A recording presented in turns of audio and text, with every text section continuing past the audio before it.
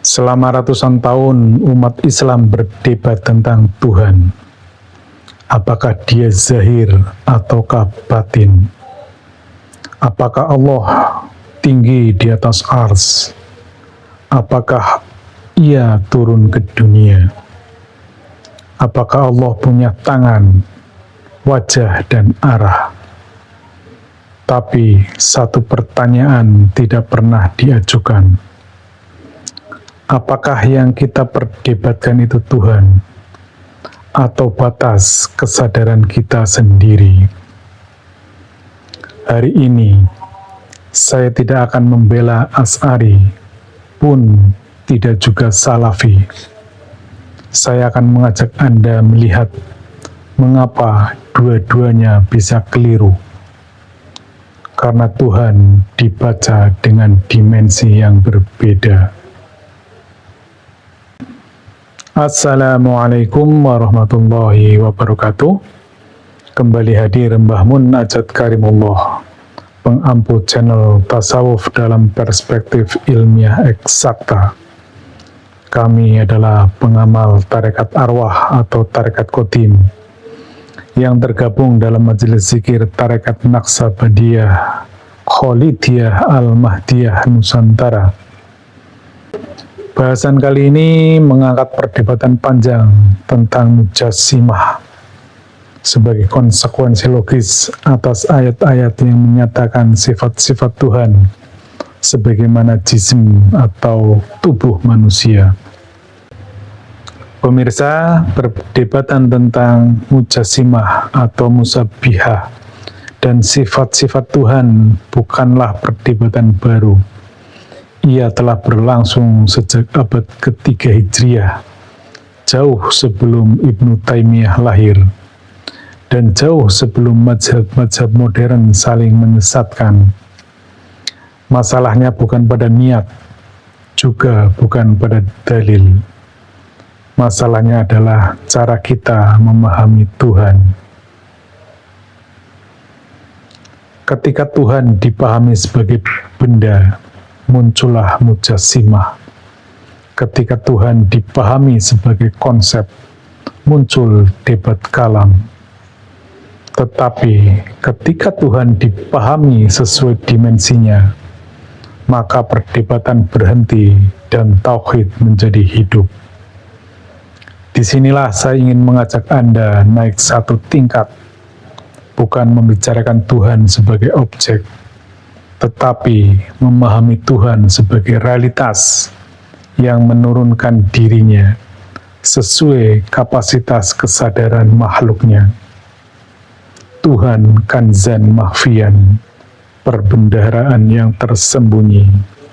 Ia ingin dikenal makhluknya.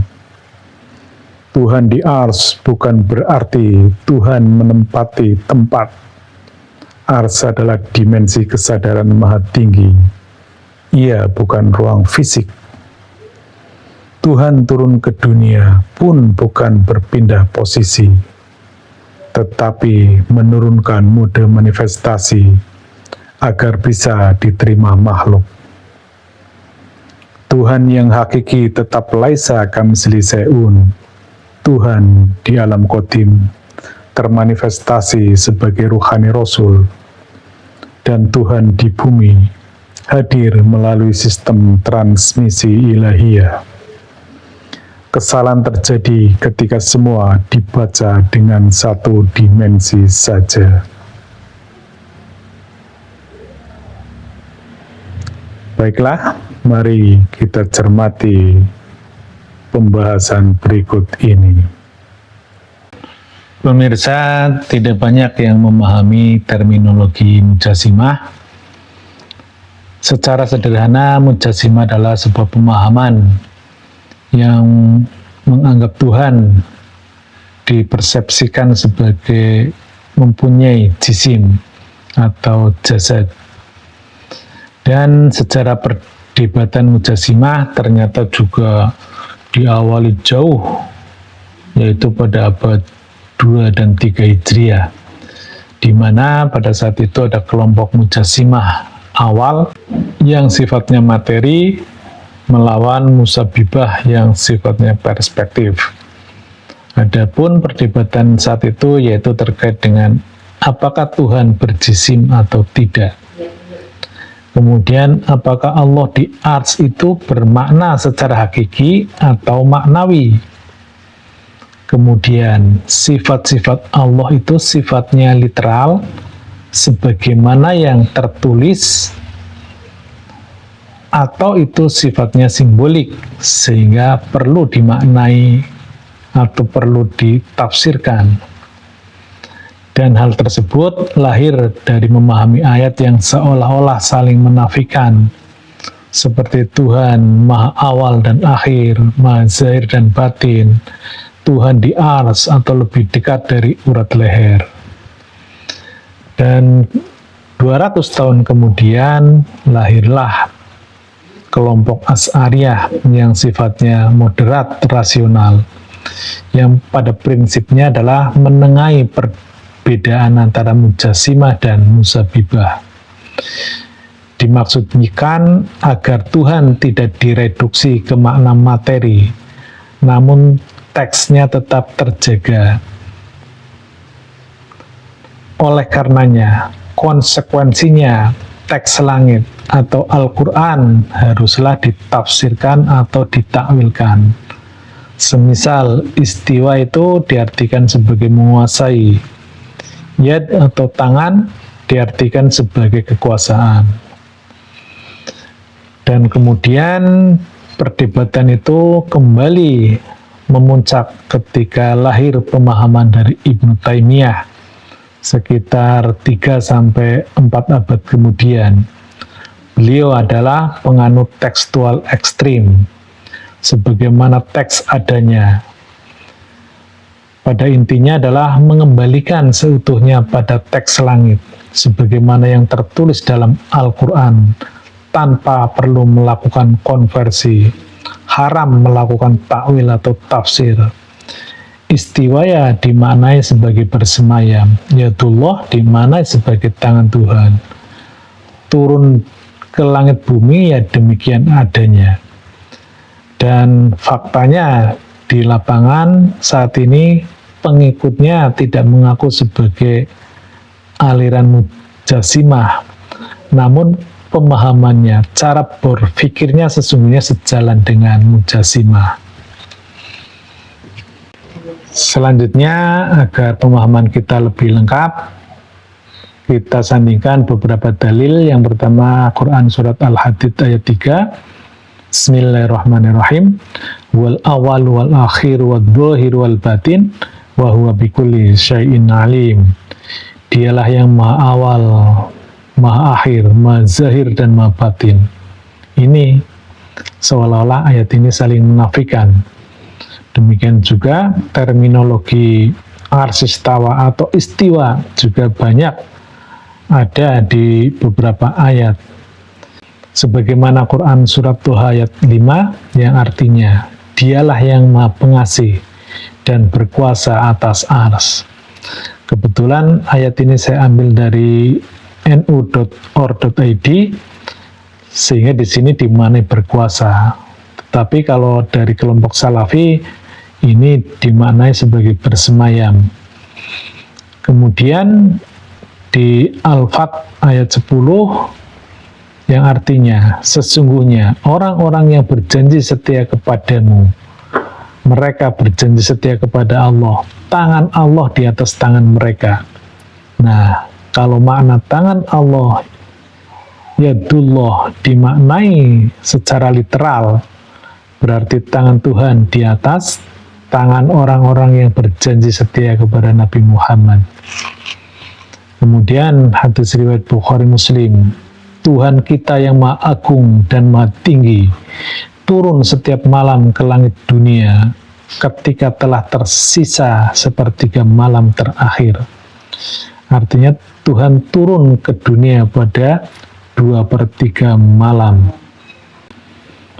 Berdasarkan hal tersebut, kami mencoba menyusun permasalahannya. Yang pertama, mujassimah menolak mekanisme sistem wasilah, yaitu sistem kebersambungan ruhani antara Tuhan di alam ars yang laisa kamitslihi syai'un dengan manusia di bumi melalui adaptor dimensional, yaitu Rasulullah, sehingga ia terjebak antara mentuhankan manusia atau menurunkan Tuhan ke level manusia.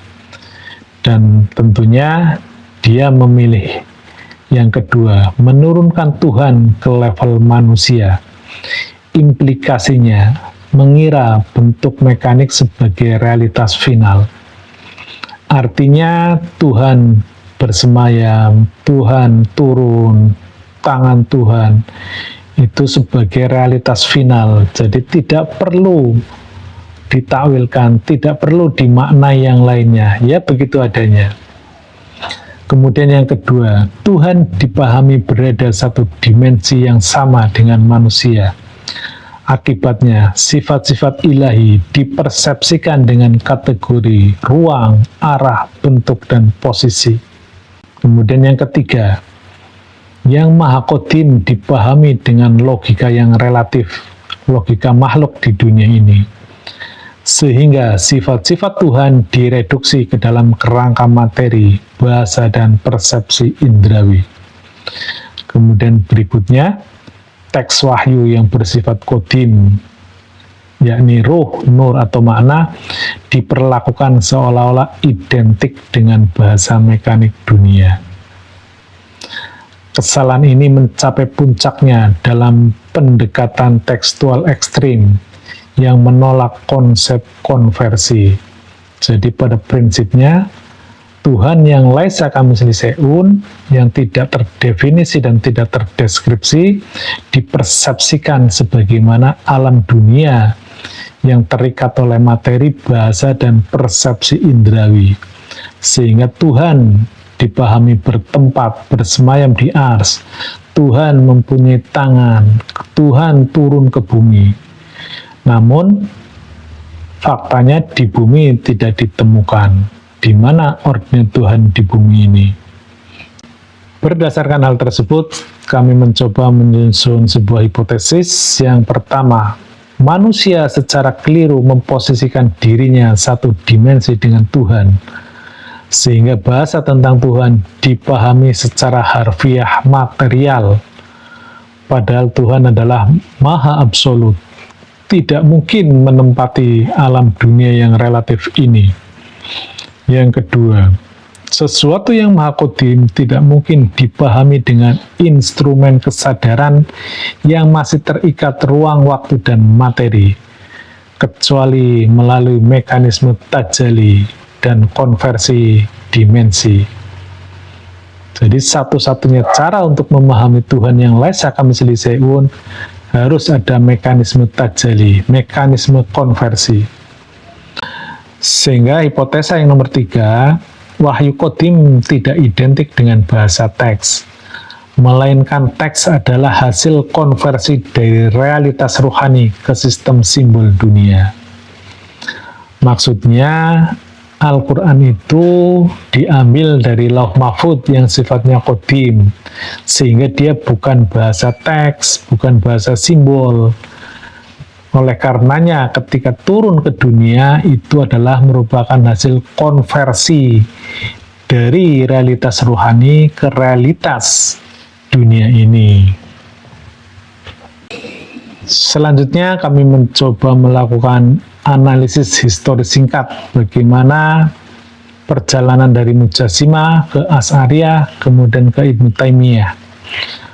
Bahwa pada awalnya Mujassimah berniat untuk menjaga kemurnian tauhid dengan cara tekstual, namun justru terjatuh pada pemahaman antropomorfisme. Inilah namanya Mujassimah.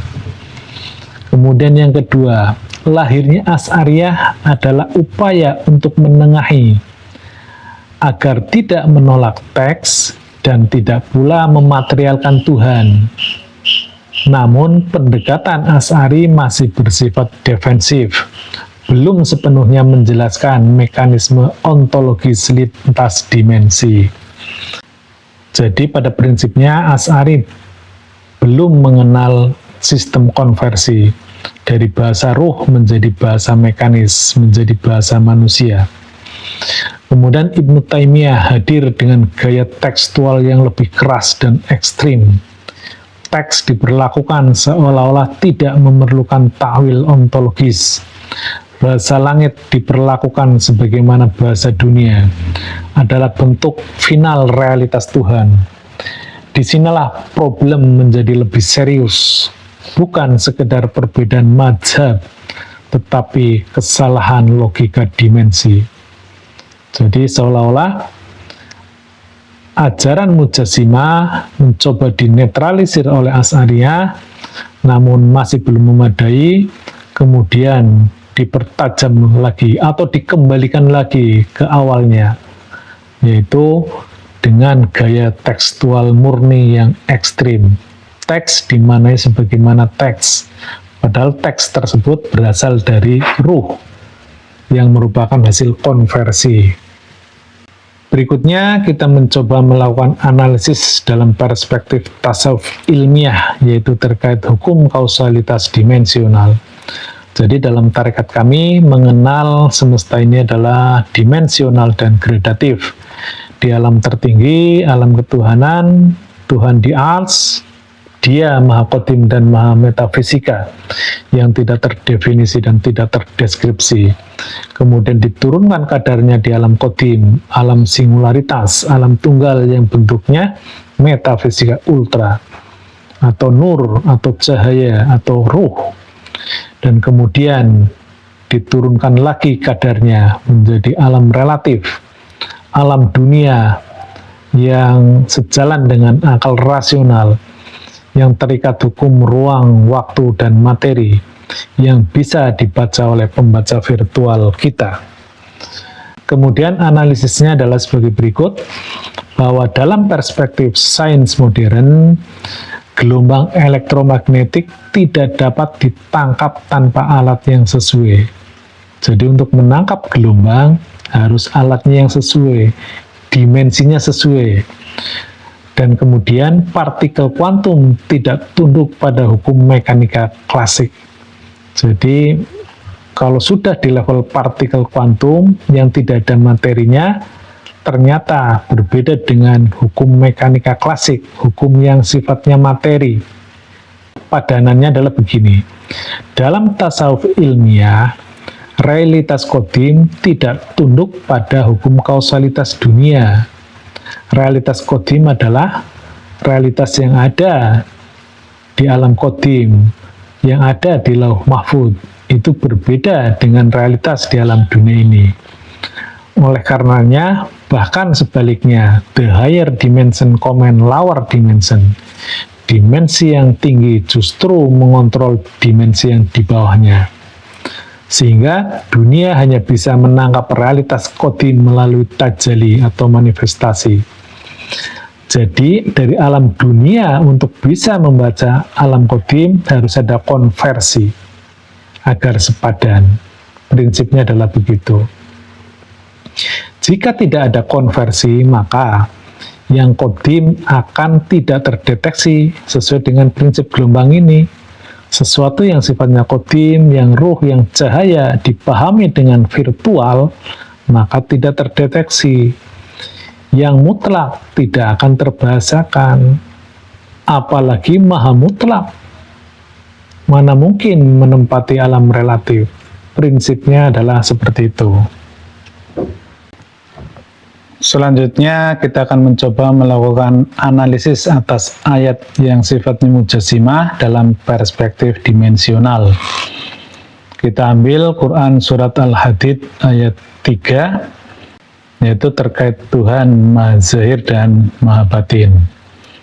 Dalam perspektif zahir, ketika dipahami dari alam relatif dunia ini, maka segala tentang Tuhan harus ada tajalinya di dunia ini.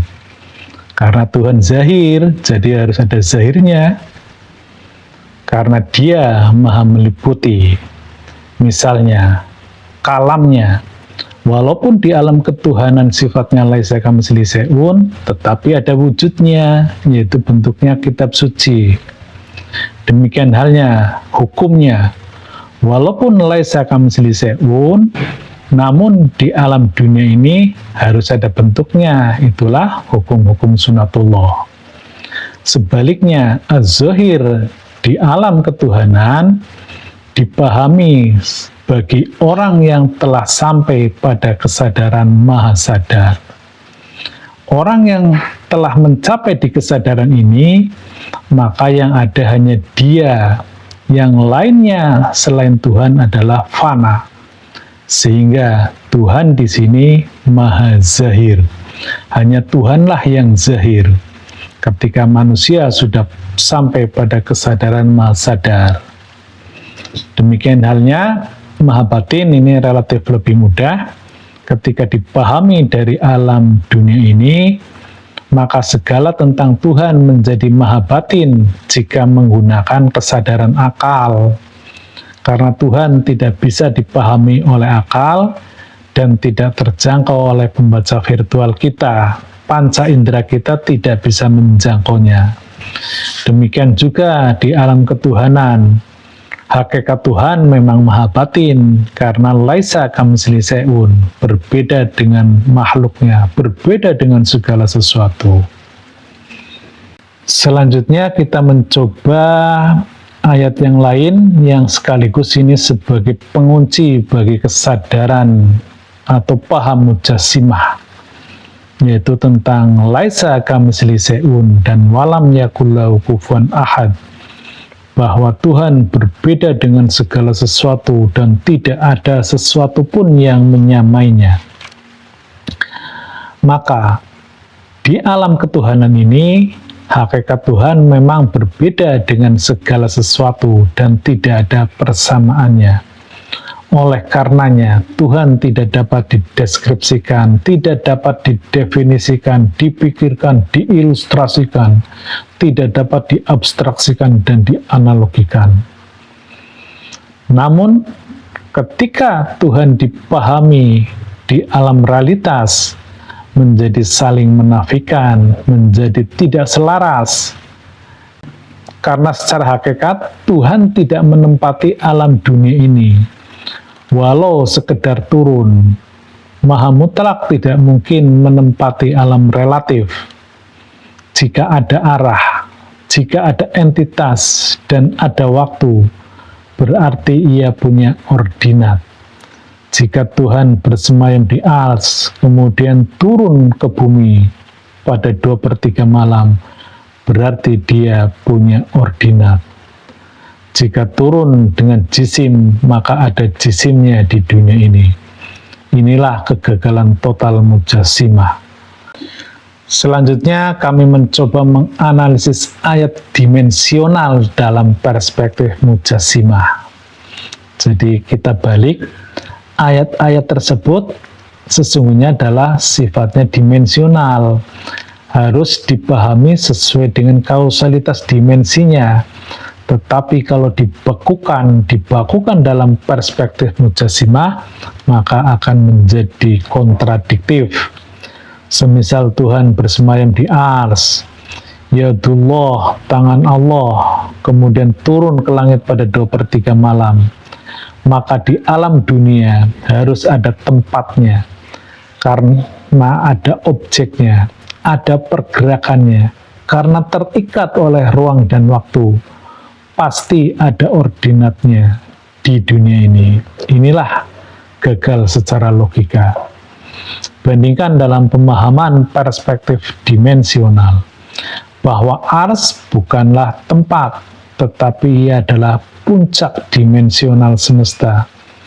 Ars adalah kausa prima, sumber dari segala sumber. Karena di alam ini Tuhannya laisa kamitslihi syai'un, maka kalamnya diturunkan ke alam qadim ini.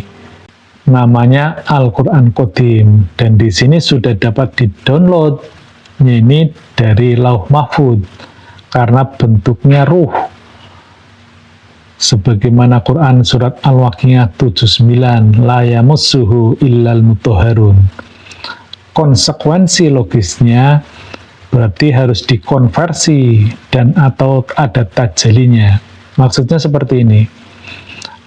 Al-Quran di sini yang sifatnya kalamullah tidak mungkin bisa dibaca, maka kemudian diturunkan ke lauh mahfud menjadi bentuknya ruh, sehingga itulah yang namanya konversi atau bertajali menjadi ruh, dan di alam ini sudah bisa disentuh, sudah bisa dibaca oleh hamba-hamba yang disucikan ruhaninya.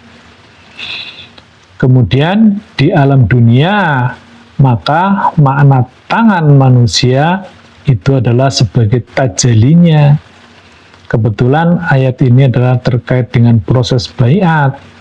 Ketika umat pada saat itu berbaiat kepada Nabi Muhammad, pada hakikatnya tangan Nabi Muhammad adalah sebagai tajalinya, tangannya Tuhan.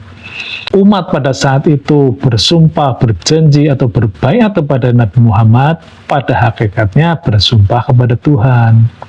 Analogi sederhananya adalah kalamullah yang merupakan kalamnya Tuhan, tetapi di dunia itu adalah perkataan manusia. Demikian halnya kata turun, jika dimaknai secara fisik, maka Tuhan tidak pernah naik lagi. Dia muter-muter di 2/3 malam di dunia.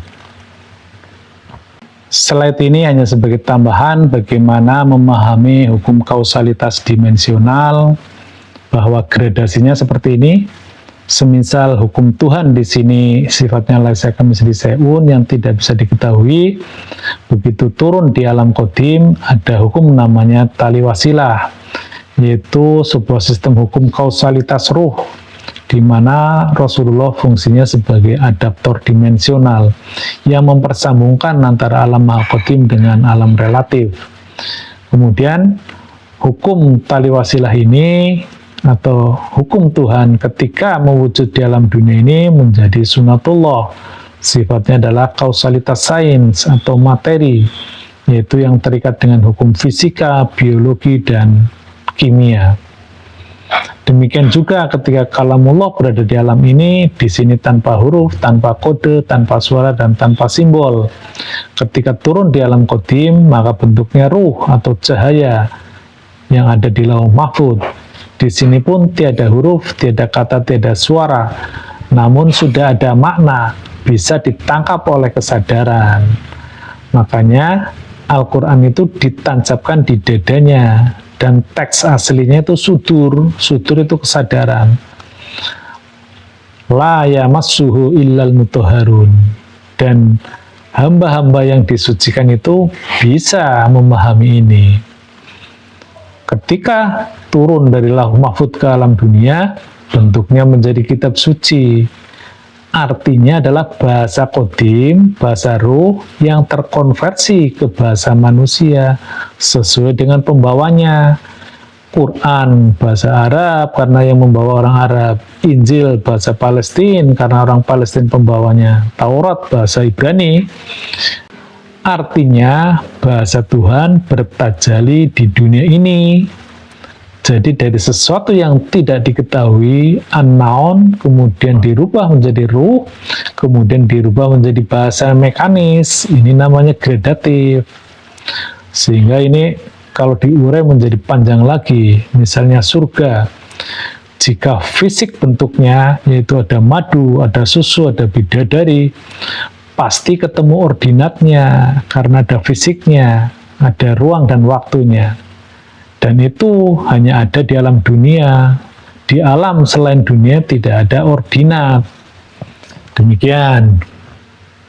Berdasarkan hal tersebut, maka dapat disimpulkan bahwa pertama, kesalahan fatal pendekatan tekstual ekstrim adalah mengira bahasa adalah realitas final, sehingga makna qadim dibekukan dalam huruf dan suara. Padahal bahasa adalah hasil kompresi realitas. Teks adalah representasi mekanik dari makna ruhani. Tanpa memahami itu, maka Tuhan berarah, bertempat, dan bergerak. Tuhan diketahui ordinatnya. Yang kedua, perdebatan Mujassimah bukan semata soal akidah, tetapi soal kegagalan memahami dimensi realitas. Allah Maha Zahir dan Maha Batin bukan kontradiksi, melainkan ekspresi multidimensi. Yang Maha Qadim tidak mungkin dipahami dengan logika materi, tanpa mekanisme tajali, tanpa mekanisme konversi. Kemudian yang ketiga, Wahyu Qadim mengalami konversi. Ketika turun ke dunia dalam bahasa mekanis, setiap dimensi memiliki kausalitas sendiri. Mencampurnya melahirkan kesesatan konseptual. Tasawuf ilmiah menawarkan jembatan antara dalil, kesadaran, dan hukum realitas. Pemirsa, Mujassimah bukan lahir karena kebencian kepada Tuhan, tetapi karena keterbatasan kesadaran manusia membaca realitas ilahi.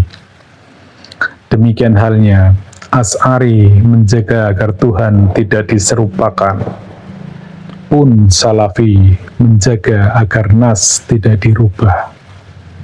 Tetapi tasawuf ilmiah, pengamal tarekat Qadim, menjaga agar Tuhan tidak direduksi menjadi konsep. Tuhan tidak pernah turun dari ars. Yang turun adalah kemampuan kesadaran manusia untuk menerimanya. Dan selama Tuhan masih diperdebatkan bentuk dan arahnya, selama itu pula manusia belum sampai kepada hadiratnya. Tauhid bukan tentang memenangkan mazhab, tetapi tentang menyelaraskan kesadaran dengan sumbernya. Jadi, yang perlu diperbaiki bukan Tuhan yang kita perdebatkan, melainkan kesadaran kita yang digunakan untuk memahaminya. Demikian, mohon maaf sekiranya banyak hal yang kurang berkenan dalam penyampaian ini.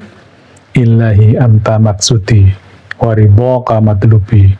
Wassalamualaikum warahmatullahi wabarakatuh.